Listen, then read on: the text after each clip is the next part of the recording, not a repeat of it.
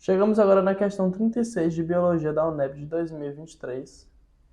E agora é uma questão de citologia, sobre as estruturas da célula, as organelas e suas funções. Analisando a célula eucariótica em destaque e com base nos conhecimentos sobre citologia, pode-se afirmar que... Aqui ele coloca uma imagem com diferentes organelas. O que é a organela número 1? A gente vê aqui que é o formato característico de um complexo de Golgi. Apesar da imagem não estar na melhor qualidade, dá para perceber isso aqui.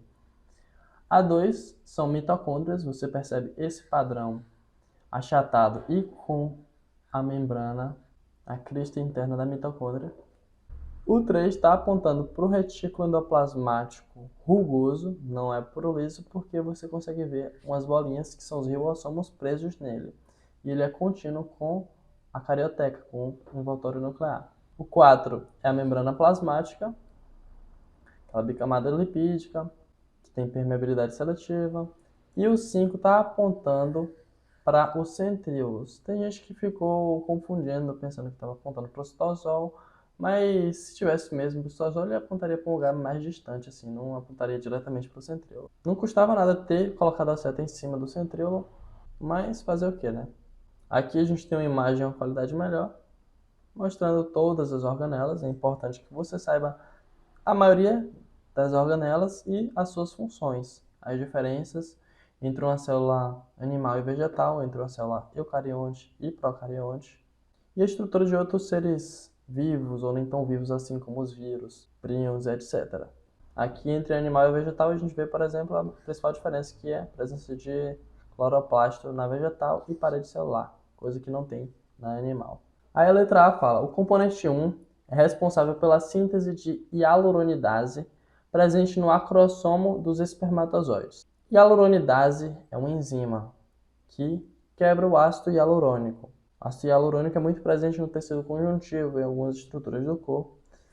E as células que têm hialuronidase conseguem romper e abrir um caminho nessas estruturas. Mas quem produz enzima, quem produz proteína, é o ribossomo. Quem produz proteína para excreção, principalmente, é o ribossomo que está no retículo endoplasmático rugoso. Ele vai produzir, mandar para o complexo de Golgi, que vai processar e envelopar, colocar dentro de vesículas e depois eliminar por exocitose. Então, o complexo de Golgi ele não produz essas substâncias. Ele armazena, empacota, envelopa, mas ele não produz proteínas nem enzimas.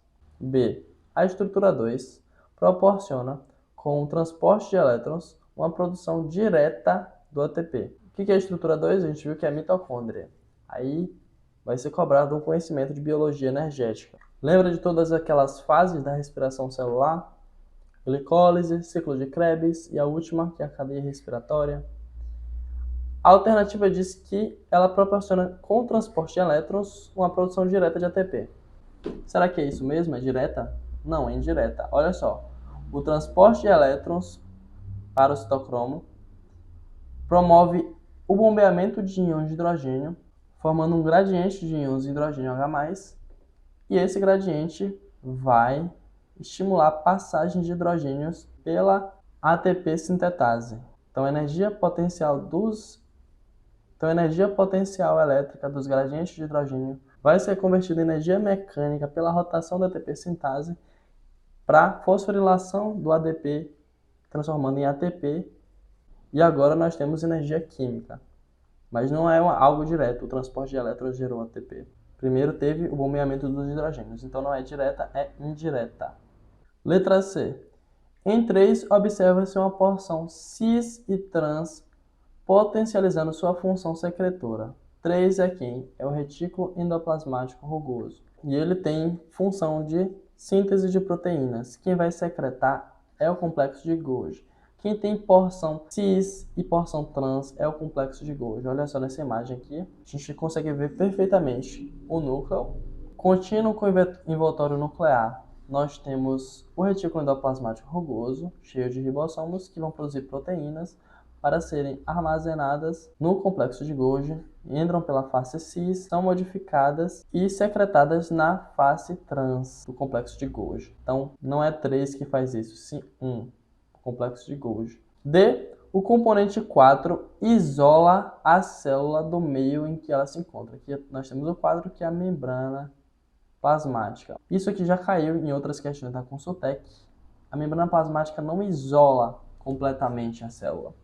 Ela permite que algumas substâncias passem e outras não. Permite principalmente substâncias pequenas, substâncias lipossolúveis e substâncias que tenham transportadores, proteínas transportadoras, que facilitem seu transporte. Aí vale estudar as formas de transporte de substâncias através da membrana: transporte ativo, passivo, difusão, osmose. Mas ela não isola a célula. Existe uma permeabilidade seletiva da membrana plasmática. E a letra E fala que as estruturas representadas por 5 são constituídas por tubulina.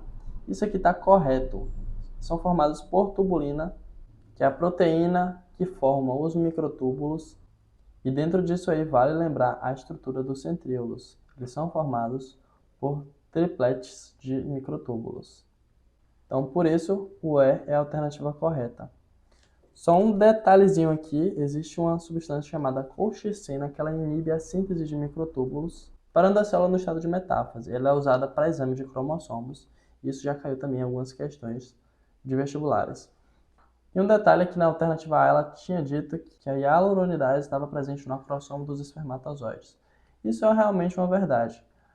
Nós temos na estrutura do espermatozoide essa ponta aqui, que é chamada de acrossomo, que contém a hialuronidase. Inclusive o complexo de Golgi teve participação nisso aqui, já que ele armazena e secreta proteínas. E o espermatozoide vai usar a hialuronidase para romper as barreiras do ovócito, romper a corona radiata, todas aquelas coisas, para que ocorra a fecundação e a formação depois do zigoto. Então essa aqui foi a questão 36, foi uma questão de um bom nível, mas que com atenção você conseguiria resolver. Agora a gente vai passar para a próxima questão.